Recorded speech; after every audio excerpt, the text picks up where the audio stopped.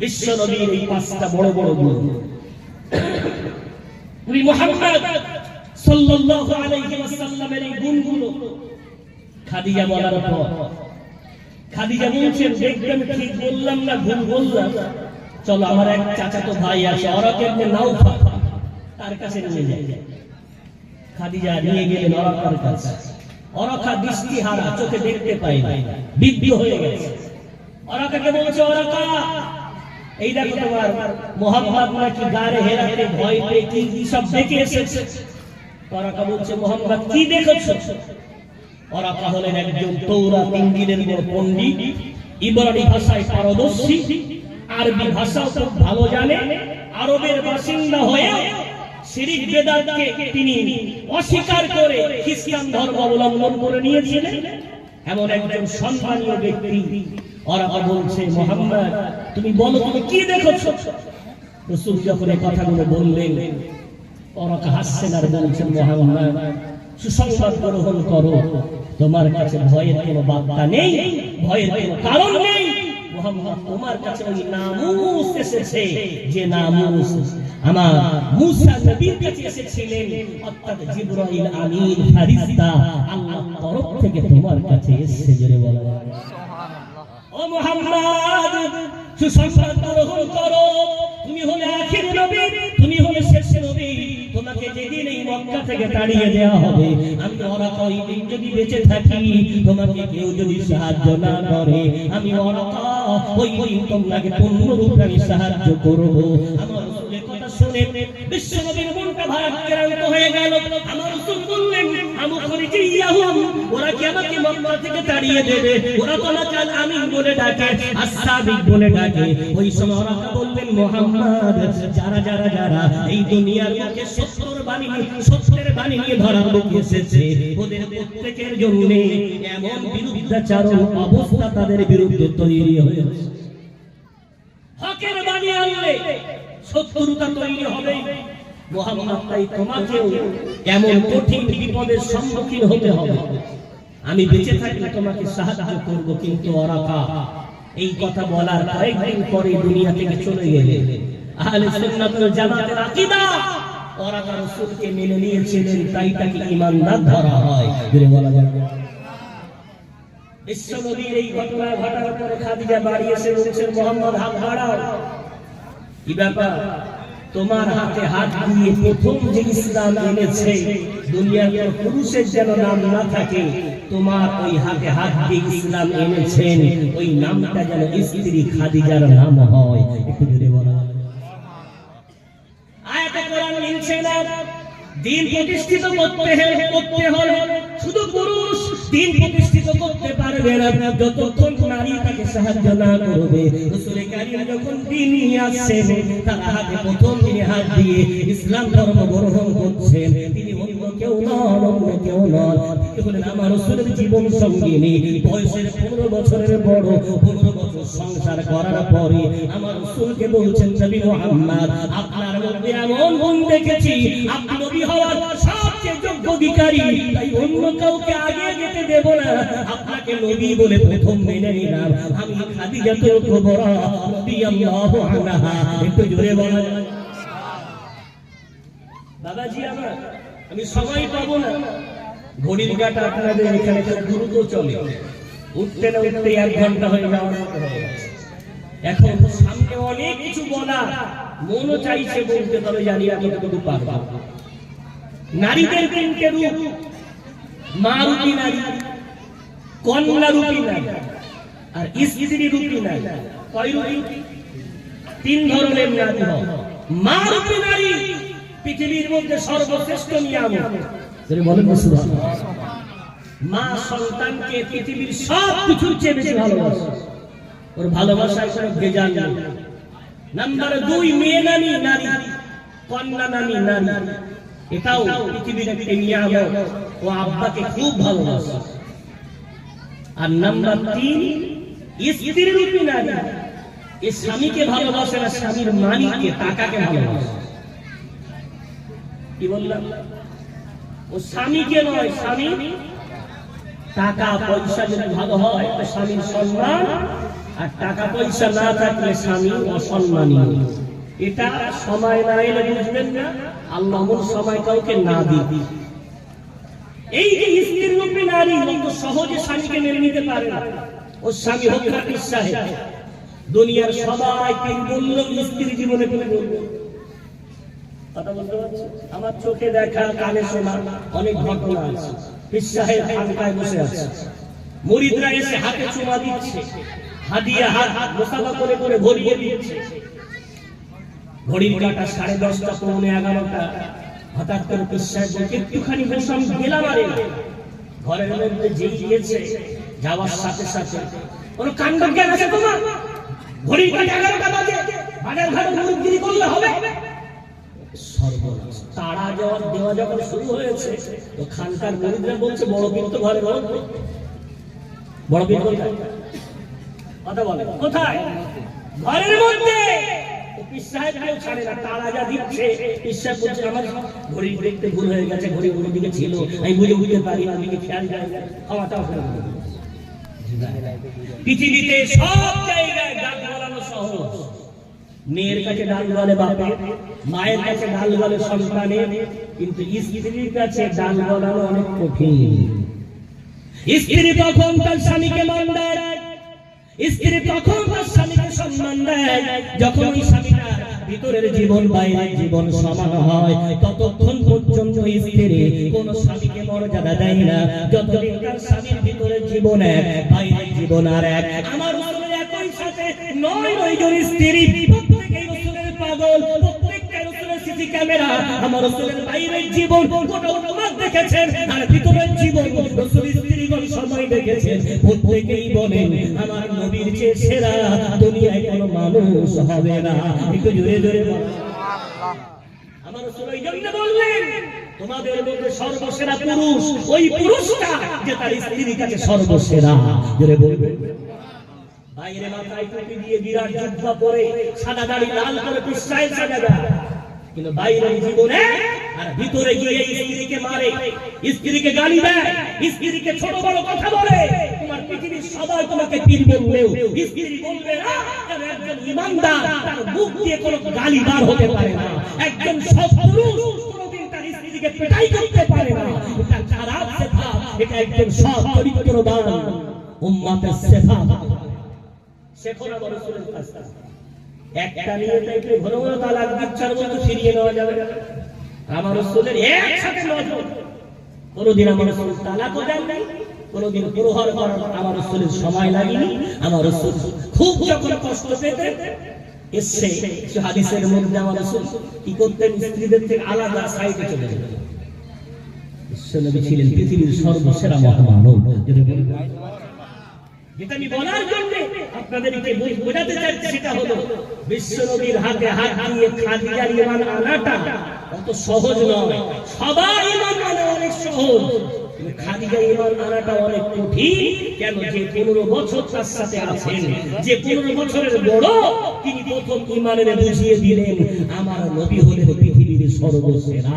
একটু জোরে বলেন। দিন প্রতিষ্ঠিত করতে হলে পুরুষ এবং নারী উভয়কে দিনদার হওয়া দরকার।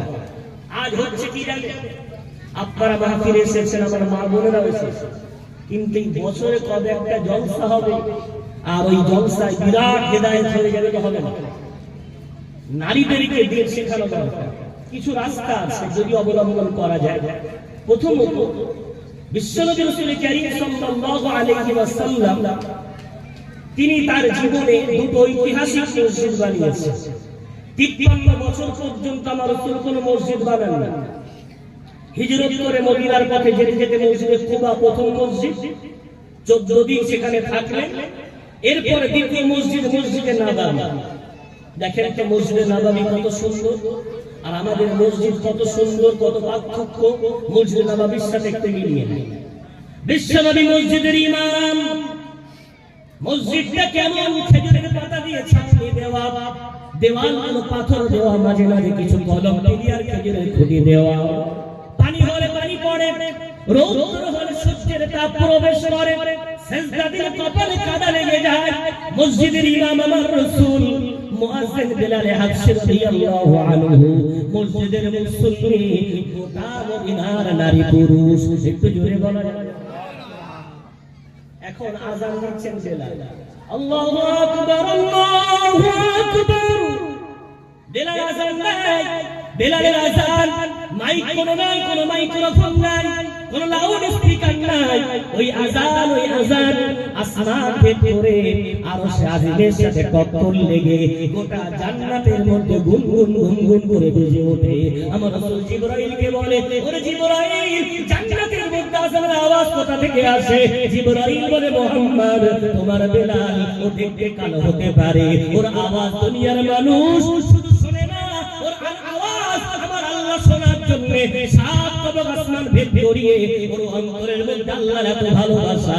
ও যখন আল্লাহু আকবার বলে, আল্লাহ মহান, এত ইখলাসের সাথে বলে, এত মহব্বতের সাথে বলে, এত দৃঢ়তার সাথে বলে, আমার আল্লাহ ওর আওয়াজ ধ্বনিটা জান্নাতের মধ্যে বাজিয়ে দেয়। একটু জোরে বল সুবহানাল্লাহ। দুনিয়ার মকবুল মুয়াজ্জিন বেলাল। আযান হয়ে গেছে, মেহরাবে দাঁড়িয়েছেন আমার রাসূল, রাসূল নামাজ পড়াচ্ছেন। হঠাৎ হাত আকাশের দিকে তুলে দিলেন, আবার নামাজ পড়াতে পড়াতে আমার রাসূল আস্তে আস্তে পিছন দিকে সরে আসতে লাগলেন। নামাজের পরে সাহাবারা ঘিরে ধরলেন, ইয়া রাসূলুল্লাহ, ইয়া হাবিবাল্লাহ, হুজুর কিছুই তো কারণ বুঝলাম না, নামাজের মধ্যে হাত উঁচু করে দিলেন, নামাজের মধ্যে কেন পিছন দিকে সরে আসছিলেন? আমার রাসূল বললেন, সাহাবারা, আমি যখন জান্নাতে আয়াতগুলো তেলাওয়াত করছিলাম, আমি রাসূল আমার সামনে জান্নাতের দরজাগুলো খুলে দেওয়া হচ্ছিল, জান্নাতের মিরাগুলো আমার সামনে ঝুলে যাচ্ছিল।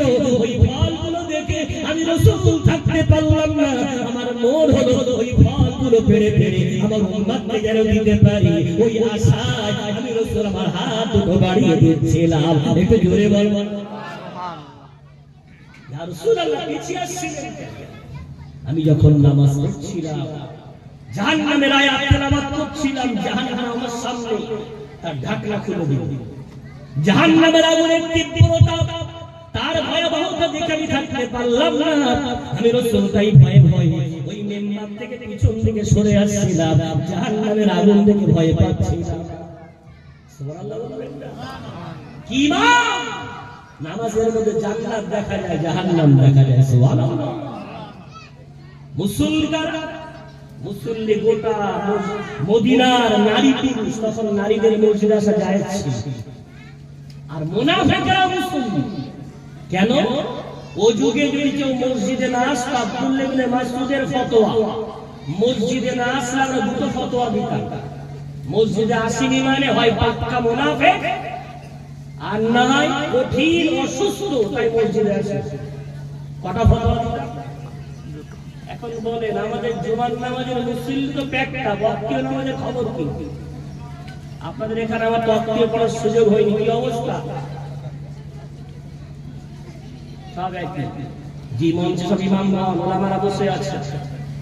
জুমার দিনে প্যাকটা, ওয়াক্তীয় নামাজে এক কাতার, দেড় কাতার, ফজরের নামাজ ইমাম মুয়াজ্জিন জামাত করছে। কি হবে? কার ফতোয়া? রাসূলের প্রিয় সাহাবা আব্দুল্লাহ ইবনে মাসউদ রাদিয়াল্লাহু আনহুর ফতোয়া। আমাদের জামানায় মসজিদে জামাতে কেউ না এলে দুটো ফতোয়া দিতাম, এক হলো পাক্কা মুনাফিক অথবা কঠিন অসুস্থতায় জামাতে আসে।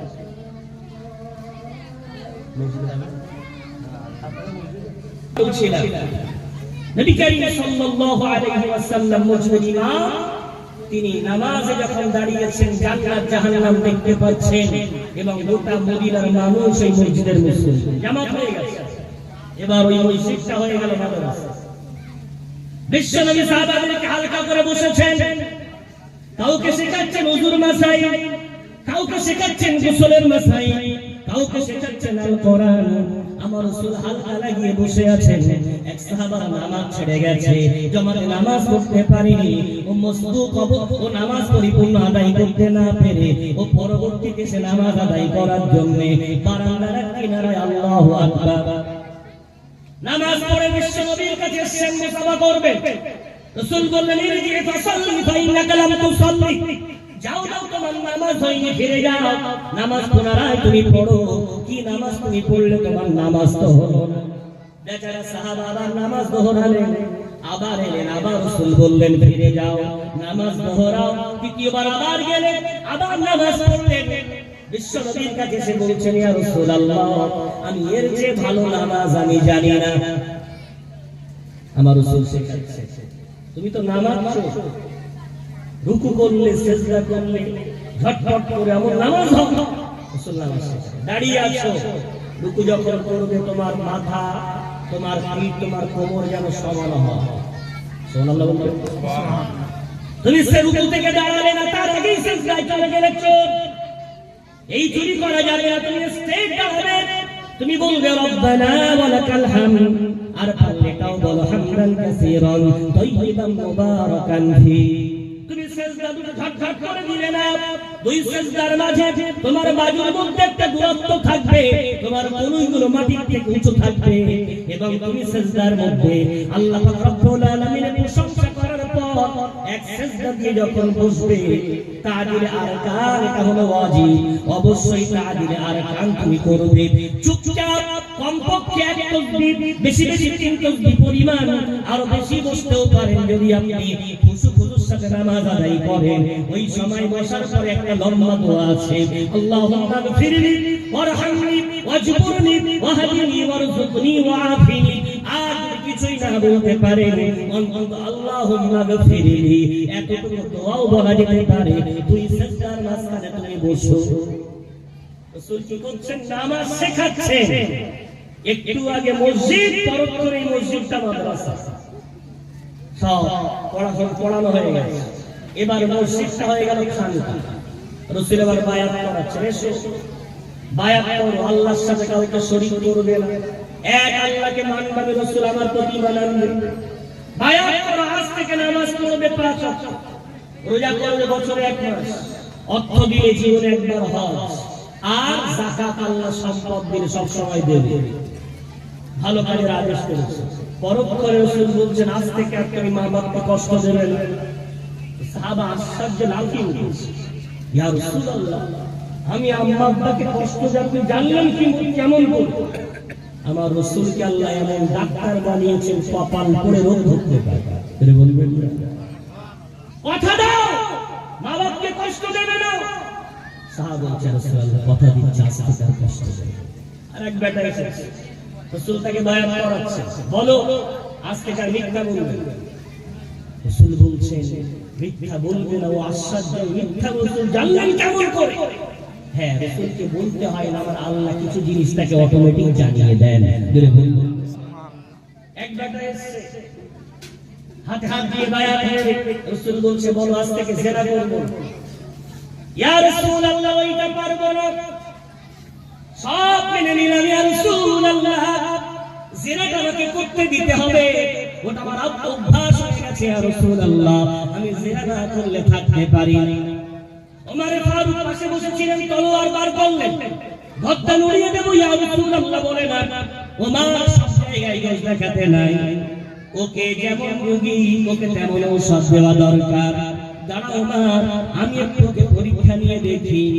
রাসূলের সামনে বেচারা বসে আছে, ও নামাজ পড়বে, রোজা করবে, হজ করবে, যাকাত দেবে, আল্লাহর নবীকে মানবে, কিন্তু ওকে একটু জিনা করার অনুমতি দিতে হবে। রাসূল বলছেন, বলো তুমি বাজার ছেড়ে বাড়ি এসেছো, এসে দেখছো তোমার মায়ের পেটে অন্য কোনো পরপুরুষ তোমার মাকে জড়িয়ে শুয়ে আছে, কি করবে তুমি? সঙ্গে সঙ্গে দেখবে দাঁড়িয়ে গেছে, চিৎকার করে বলছে, ইয়া রাসূলুল্লাহ, আর বলবেন না। এমন ব্যক্তির একদম কপালের মাঝখানে তলোয়ার আঘাত করে দেহটাকে 2 টুকরো করে দেবে। রাসূল বলছেন, বসো বাবা, তুমি বাজার থেকে বাড়ি এসছো, তোমার মেয়ের সাথে কোনো পরপুরুষ যদি জিনা করে, যেই বলেছে আবার লাফিয়ে উঠেছে, ইয়া রাসূলুল্লাহ, ওর গদ্দা নড়িয়ে দেব, গদ্দা যেন দূরে গিয়ে ছিটকে পড়ে। রাসূল বললেন, বসো বাবা, বলো যদি তোমার স্ত্রীর সাথে কোনো পরপুরুষ জিনা করে, কি করবে তুমি? সাহাবা তখন বলছেন, ইয়া রাসূলুল্লাহ, তলোয়ার চালাতে থাকবো, টুকরো টুকরো করতে করতে যতক্ষণ যত টুকরো করা করা যায় ওই দেহটাকে কত টুকরো করে দেব। রাসূল বললেন ধন্যবাদ, তোমার মধ্যে অনেক গায়রাত আছে, আত্মভিমান আছে, ধন্যবাদ। আল্লাহর বান্দার বলো, তুমি যে জিনা করবে বলছো, ওই জিনাকারীটা দুনিয়ার কারোর হয়তো মা, অথবা কারোর বোন, অথবা কারোর কন্যা, অথবা কারোর স্ত্রী। বলো না বলো, তোমার মায়ের সাথে জিনা করলে, তোমার মেয়ের সাথে কেউ জিনা করলে, তোমার স্ত্রীর সাথে জিনা করলে, তোমার যদি রাগ হয়, ওই ব্যক্তির কি রাগ হবে না?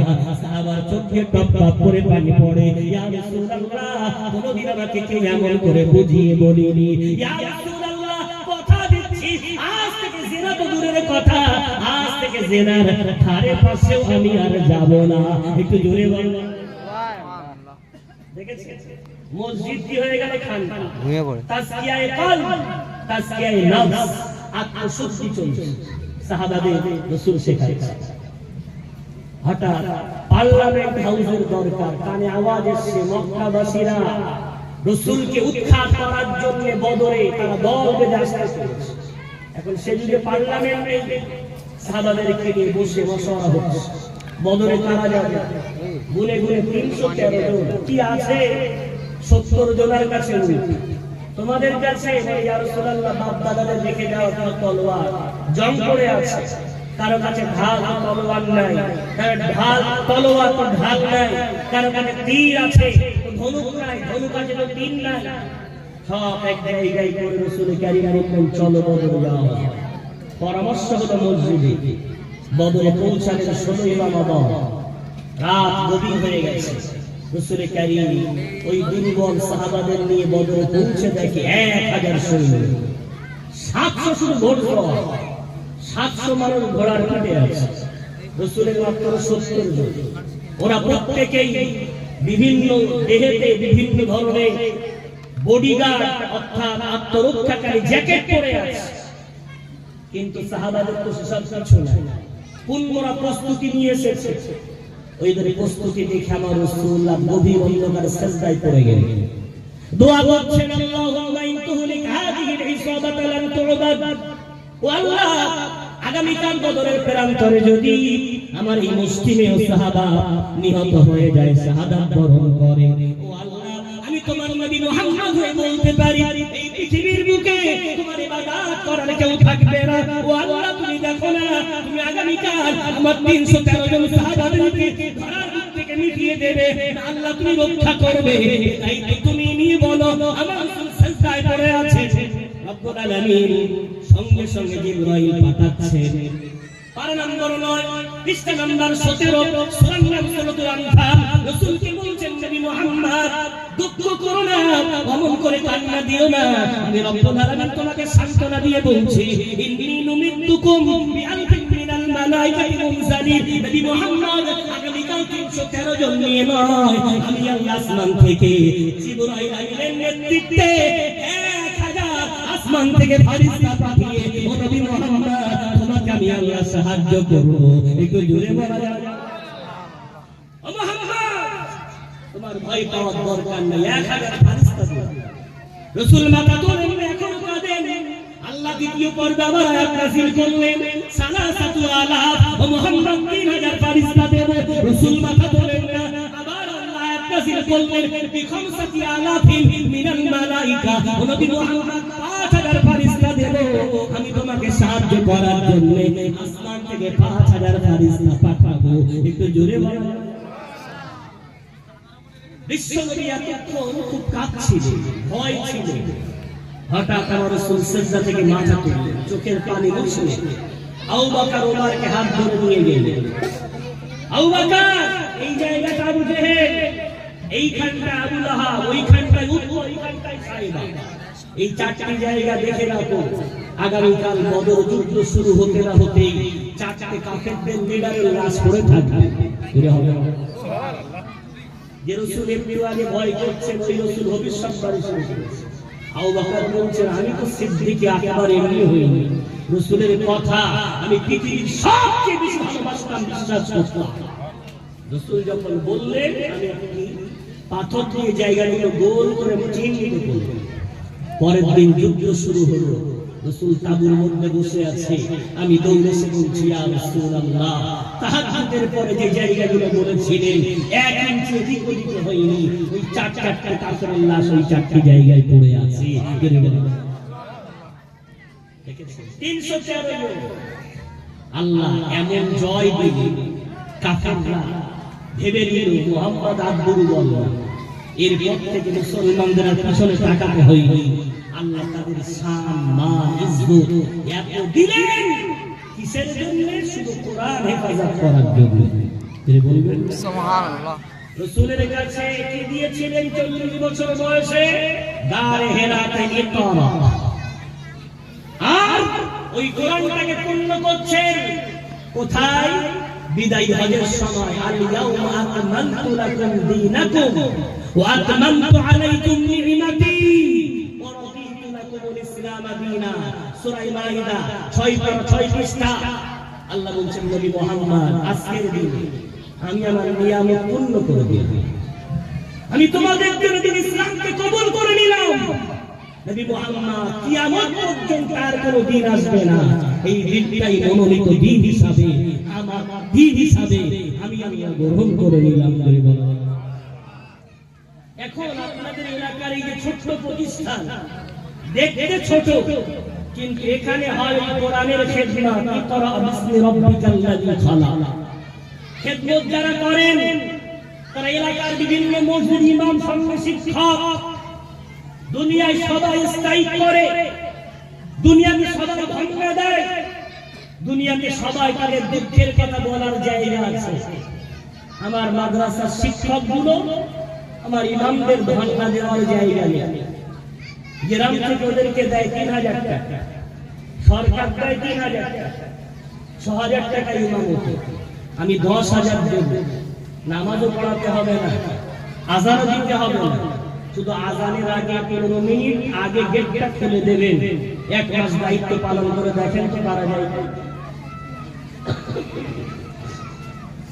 নামাজ পড়াতে হবে না, আযান দিতে হবে না। আর যদি ইমামগুলো ধন্না দিয়ে বলে আমরা আগামী কাল থেকে নামাজ পড়াবো না, মুয়াজ্জিনগুলো যদি বলে আযান দেব না, ভারতবর্ষের জমিনে এত মুসলমান থাকার পরেও আমি কসম দিয়ে বলতে পারি কোটি কোটি মসজিদের আযান জামাত বন্ধ হয়ে যাবে। এই উলামাদের কাছে আমার জাতি বড় ঋণী, অনেক বড় বড় ফতোয়া দেয়, একটাই জোহরের জামাত, একটা 10 হয়ে গেছে, একটা 5 হয়ে গেছে। প্যানে পেশাব করা ছেলেটা বলছে ইমাম চলবে না, কি ব্যাপার? বলছে প্রতিদিন দেরি করে।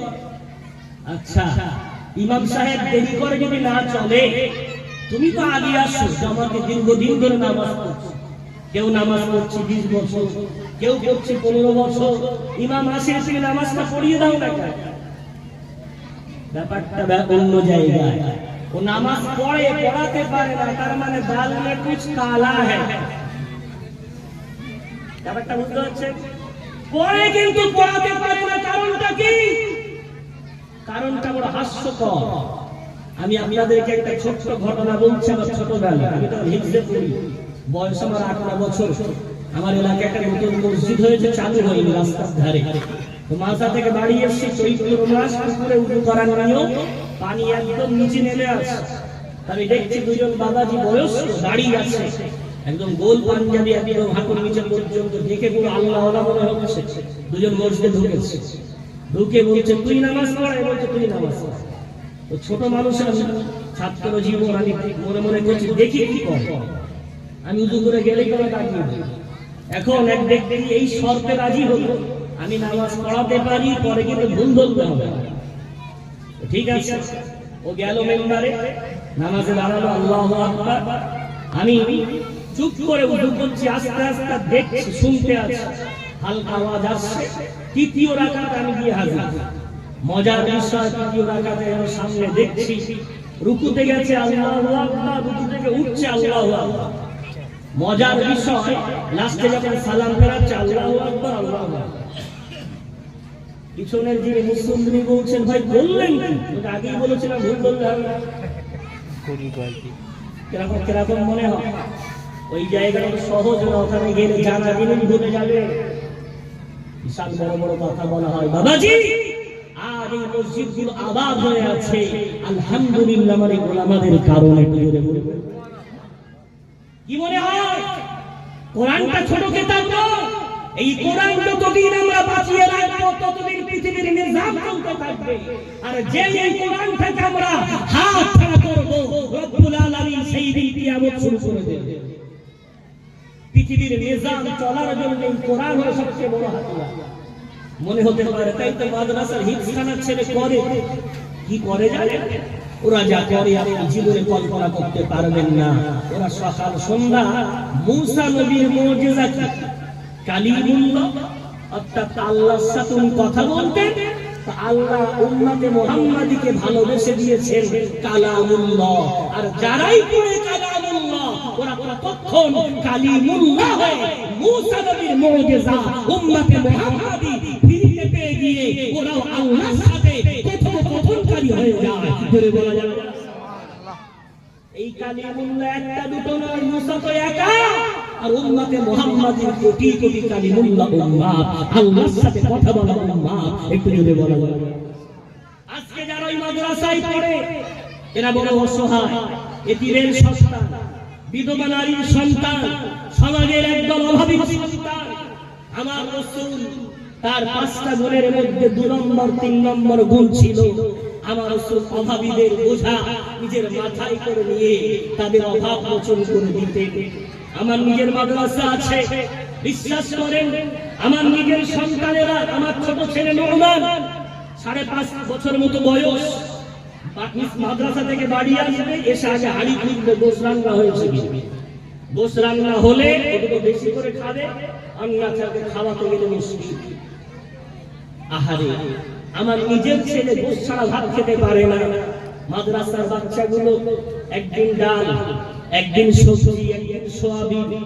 শুক্রবার করে আমাদের মাদ্রাসার নিয়ম গোশ দেওয়া হয়। যেদিন গোশ দেওয়া হয় সকাল থেকে নাস্তা করে আনন্দ করে আসে, গোশ দেবে। প্লেটটা নিয়ে গেল, গোশটা খুব সুন্দর সুবাস। চাচিমা 2 পিস দিচ্ছে, চাচিমা আর 1 পিস দেওয়া যাবে না। চাচিমার চোখ ধরা পানি, বাবা তোমাকে আর একটা দিলে আর একটা ভাই কষ্ট হবে, তাহলে একটু ঝোল দেন না।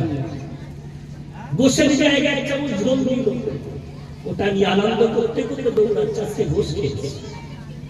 আমার বাড়ির বাচ্চারা প্রতিদিন গোশ না খেলে ওরা খেতে পারে না। এরা সপ্তাহে একদিন গোশ দেখে এত আনন্দ পায়। এরা কারা? ইন্নামাল মুমিনুনা ইখওয়াতুন, এরা আমার একজন ঈমানদার ভাইয়ের সন্তান, অর্থাৎ ওরা আমার ঈমানি সন্তান। এদের এই চোখের পানি মোছানোর জন্য, এই কর্মর কারিমটাকে বাঁচিয়ে রাখার জন্য রাসূল দোয়া করেছিলেন, আল্লাহ তুমি যদি আমার সাহাবাদেরকে নষ্ট করে দাও, পৃথিবীতে তোমার ইবাদত হবে না। যদি আপনি মনে করেন মাদ্রাসায় কি হয়, এগুলো বন্ধ হয়ে গেলে জানেন না কি হবে? মসজিদ বিরান হয়ে যাবে, মাদ্রাসা বিরান হয়ে যাবে, মানুষের জানাজার নামাজ পড়ানোর লোক থাকবে না, মানুষকে দিনের কথা বলার লোক থাকবে না। আপনার মনে হতে পারে হুজুররা তো কাজ করে পয়সা নেয়, এটা ভাববেন না। হুজুরদের আল্লাহ শরীর দিয়েছে, মেধা দিয়েছে, বিরাট কণ্ঠ দিয়েছে।